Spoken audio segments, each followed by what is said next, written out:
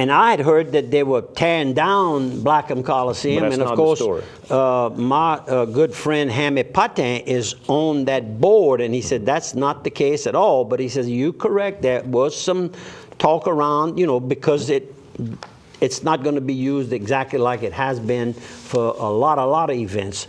But if it helps bring in people, tourist dollars, and a lot of people have to stand in these movies, and you never know and when promote the culture. One will pop out of it. Didn't you and J.E. and Joe Fred, didn't y'all help finance some of those yeah, movies in to fact, promote the culture? This article here, which was Saturday, January the 28th, Film Festival shows off talent and vision. Pat Meir. From the Eunice area? From the Eunice area. We invested money in a movie called Dirty Rice. I don't think it ever it was shown at a lot of these festivals and had good reviews, but for some reason, I don't think... Sort of between a fictional and a documentary, kind of somewhere between, but using the Cajun history. My friend Attaway Darbone was in that movie. He was around the tractor. Did something at the beginning with the tractor with Attaway? I remember that. And the name of that one was Dirty Rice. Right. And so, Pat, good luck to you. In fact, Pat got me to reinvest the second time. J.E. and Joe Fred, they either didn't tell me that they turned him down or he didn't go ask them. Right. But I put up some more money. But it was to help promote. It wasn't to make money. No, it was to help the culture. We knew if we you'd were have going to made make money, it'd have been good. Well, yeah, but it don't always work in that these way. kind of things, it wasn't money that my family kept eating. That's right. You wouldn't take it out of the pot. Out of the pot. He's got another good movie. What is it called? Dance for a Chicken. That's a documentary about the Mardi Gras. It's an excellent movie. I have one thing to add. Welcome back, KSLO. On the pre-show of the game Sunday, which lasted all day, early in the morning until right at game Started time. right at Monday. That was Monday through Sunday. That was an article on television about a young man who is a former Saints member, and I'm speaking of Steve Gleason. Correct. And he has ALS? Right, which what we call Lou Gehrig's disease. What most people know it as. And it's really came upon him in a hurry. It was diagnosed probably within the last year, and he's already crippled real bad. And he and his wife have a newborn baby, and I think his name is Rivers, is what I understood. I think so, right. And because they like to do a lot of stuff to help the environment. That's correct. And so they have formed teamgleason.com. .org. Well, okay. .org. I put, why are you correcting me like that? Well, I just want to make sure we're right. I don't want them to get it wrong. .org is usually what you hear for charities, and it's teamgleason.org. That way you can donate money to help. Yeah, and that's what I want you to remind me, because I want to send a little check. I did my research. And while I was watching this, I had tears coming down my eyes, because it happens so often.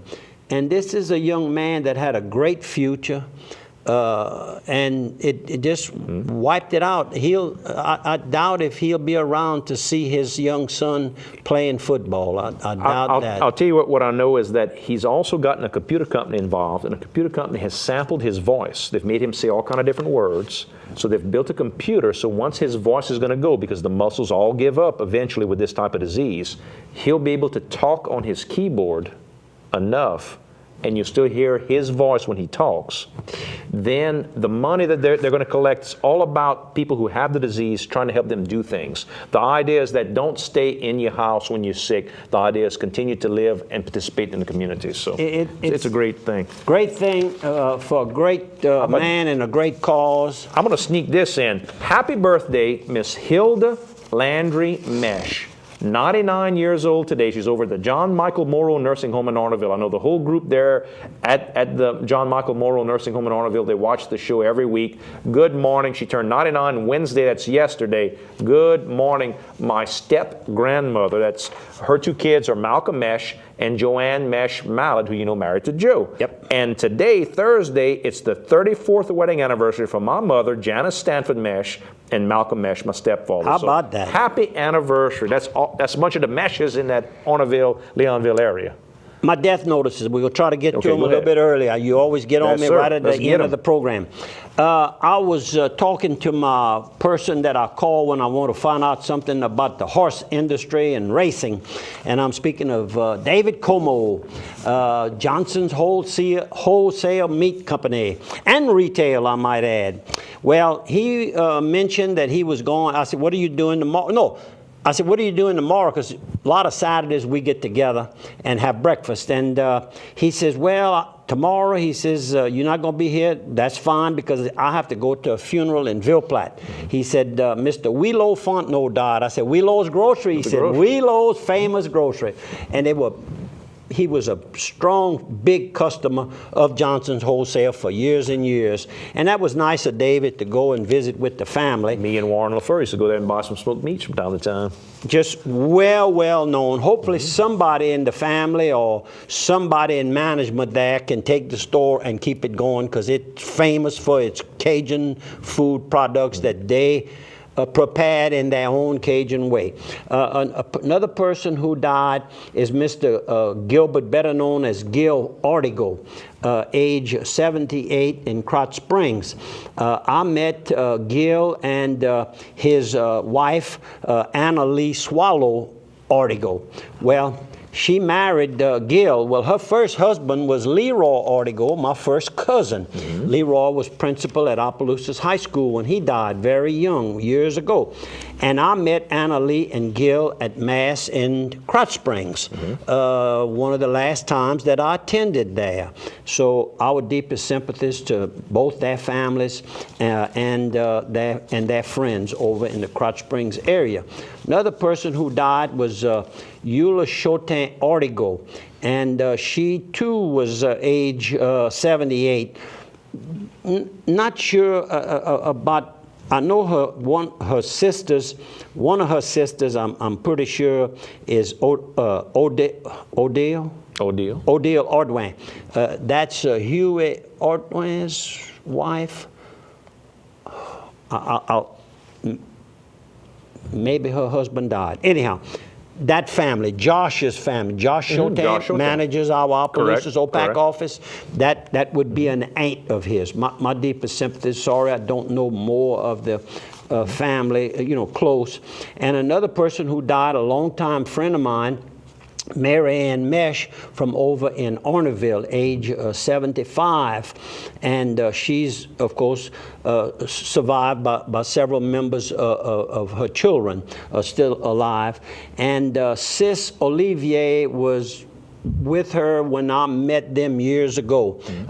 They, I think, had maybe a restaurant in Orneville, on the corner there, across from the Joe Darby Feed Company and Cotton Gin there.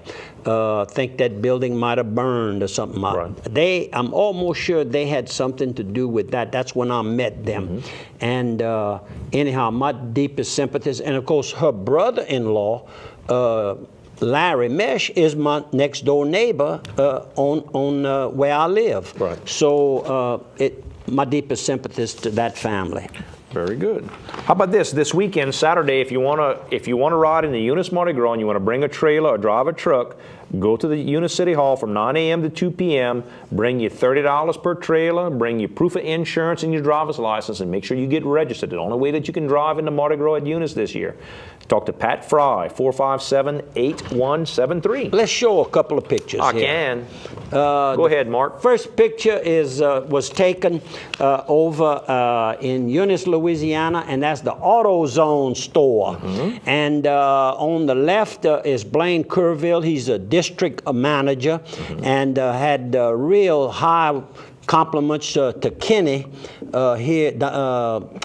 over at the AutoZone store here in Opelousas. He runs the commercial division of the Opelousas store. Sure. And Blaine's a local person, maybe from the Bristol, Cankton area, if I remember right. And the gentleman in the middle is Chucky Janice, very personable, both of those. And of course, all the way on the right is David Link, our general manager of the OPAC offices. And this is two of my partners, Kendall Broussard and Vince Booth with Timeline Builders. And we at Café Envie. And these in... Not Brobridge. Lafayette on Kali Saloon. Right.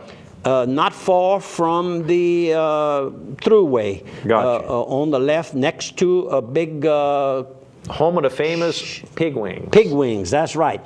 The young girl on the left there, smiling, is Jean Lanier. Well, Latinier.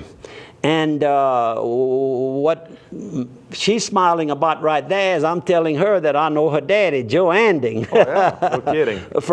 She says, you and Daddy? I said, I think Joe is a few years younger, but we played each other in high school football. He was at AIC and I was at OHS. And the lady in the middle is Miss Arlene LeBlanc, and she's with Advancil Finance Bank. And the lady all the way on the right is Miss Kathy Mathern, I guess you'd say that. It's not spelled like usually. And she also is with Advancil. And that they're a federal licensed credit union. I had to find out because I see they have one location in the Acadiana area here, and it's at Kali Saloon, and it's the Spanish-looking building on the left when you're going into the town, into the River Ranch area, let's say. I've got one more photo here. Okay, and on the left is Miss Pat Weatherford, and she is the mother of the two girls that are actually the managers of this restaurant here. And they were on our television cook show last week. Excellent. And showing this week. Good morning, ladies. Good morning. And two of her friends, I might add. I'm sorry, two of her friends. Before we show any more photos, I think we're down to the end of the first half hour. I want to thank everybody for watching, and we hope to see you all on TV and radio on the other side of 3.